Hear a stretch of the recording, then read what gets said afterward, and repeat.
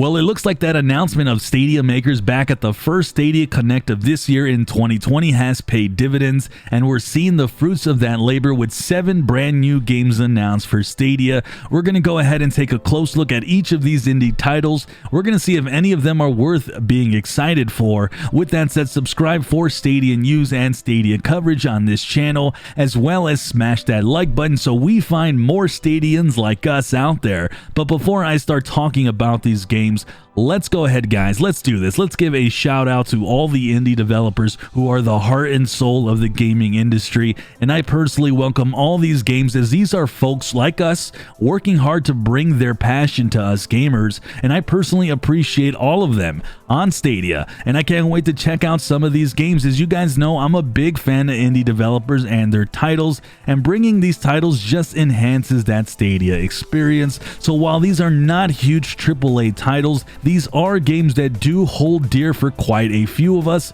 including myself. With that said, let's take a look at these titles, starting with Tohu. It's a new adventure game set in the wonderful fish planets.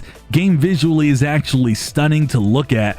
Beautiful visuals. The game looks to be a point and click where you're solving puzzles. It has been nominated for a few awards, including one at the Indie Showcase, and it looks to be a heartfelt puzzle game that is sure to be pretty family friendly. I'm looking forward to seeing this when it does come at some point later this year. So Nanotale's Typing Chronicles is a it's a typing game. This is extremely niche, and I'm pretty shocked to see this on Stadia. Most of the users on this platform are gamepad users, so I'm not 100% sure how well this game's going to be received. With that said, it's a gorgeous looking top-down RPG, and judging from the combat that I've seen, you'll be typing to take out your foes with magic. It's literally like they made the game for me. I'm great at typing. I love RPGs and top-down games. Unfortunately, I'm only one guy. I'll be interested to see how many of you might like this title, because it's a great looking game, and it does actually have great reviews, 200 very positive user reviews, so it's been very well received. I'll be covering this game.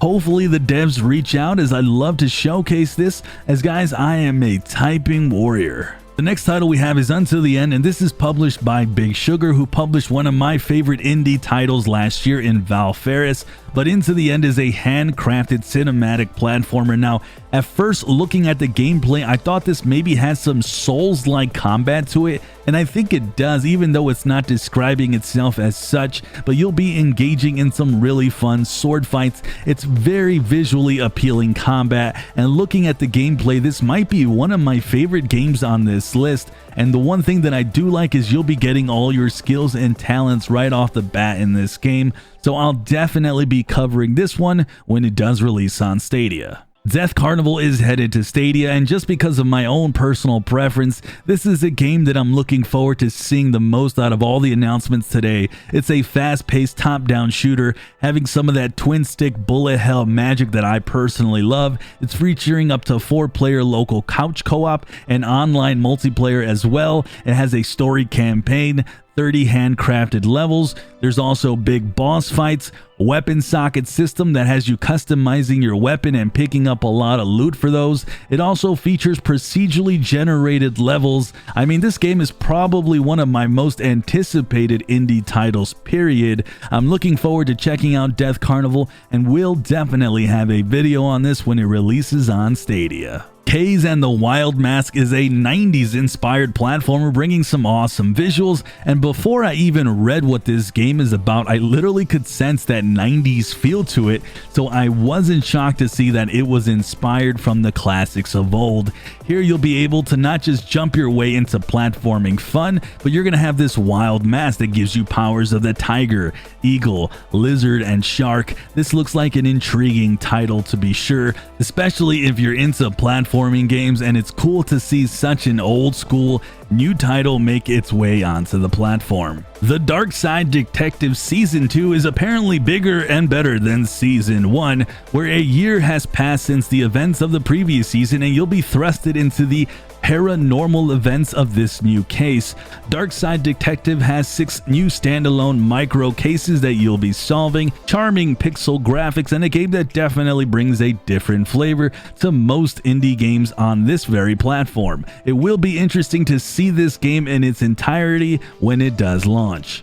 And last but certainly not least of the games announced, we have Figment Creed Valley. It's another visually eye-popping indie game with the magical, unique setting. This is a musical action-adventure game in a strange, surreal world filled with your deepest, darkest thoughts, urges, and memories, and it's populated by the voices in your head. The game's combat, art style, and music all look solid. This is another title on the list that I'm absolutely looking forward to. It looks fun, and I'm going to be happy to give this one a shot here soon. With all that said, Stadia Makers continues to bring more indie games to life on Stadia. For one, this has been happy for me to see this marriage between the developers and this awesome cloud platform. I'm excited to see more of what's in store for the future of more indie games, and I'm hoping we get to see more of these titles continue to break that mold, and that is what these indie games have to offer, guys. Let me know which games on this list look most appealing to you. What are you guys excited for, and what looks like a bit of a bummer? Go ahead and put that all down below. With that said, I'll be covering these games on the channel, so make sure you guys are subscribed. Smash that like button for a bunch of awesome indie games, and well, for us being Stadians. Like always, I'm Sunny, and I'll see you guys in the cloud.